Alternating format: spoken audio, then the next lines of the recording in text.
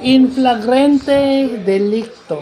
In flagrante delicto, which translates to caught in the act. So, ibig sabihin, dito pumapasok yung mga CCTV footages. Okay? Pag nakita sa CCTV o na-videohan using a cellphone na kayo ay may ginawang masama, in flagrante delicto ang tawag dyan, caught in the act. Pero ito ay ginagamit sa mga tao na nagko-commit ng adultery. Ito ay unang ginagamit kapag nahuli ang isang tao na nagko-commit ng adultery o pangangalunya. In flagrante delicto, a Latin term sa law at saka sa criminology. Pero i-apply na rin natin sa iba other crimes.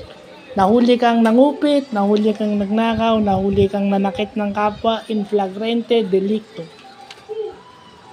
So isa yan sa mga corpus delicti. Isa yan sa mga body of the crime, yang caught in the act. Pag yan caught in the act yan na yung crime na pwede kang yan na yung katunayan na dapat ka ng parusahan dahil do sa crime na ginawa mo. So, yun ang napaka-importante pag-aralan. Yan yung mga facts na yung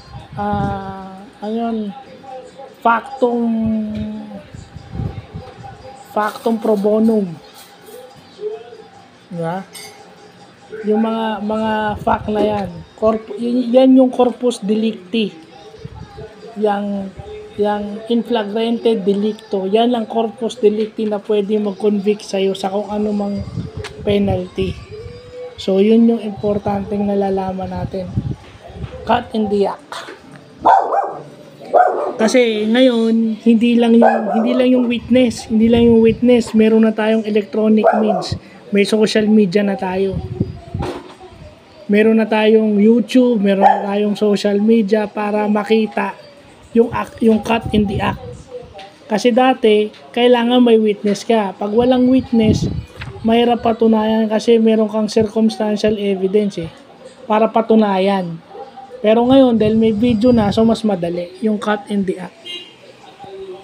So lagay na lang natin sa ganong scenario, no? Kasi hirap yan Kasi yung iba huli na, hindi pa umaamin. Kasi naghahanap sila ng resibo. Paano pag nailabas yung resibo, diyari ka na. Ang sasabihin lang, hindi valid kasi edited yung video. Malalaman naman ngayon kung edited o hindi yung video Malalaman yan. So, yun lang ang point of contention mo kung ang video ay edited o hindi. Kasi kung edited yung video, hindi accurate yung video, ibig sabihin. Para masabing caught in the act or may corpus delicti na nangyayari. So, yun lang po.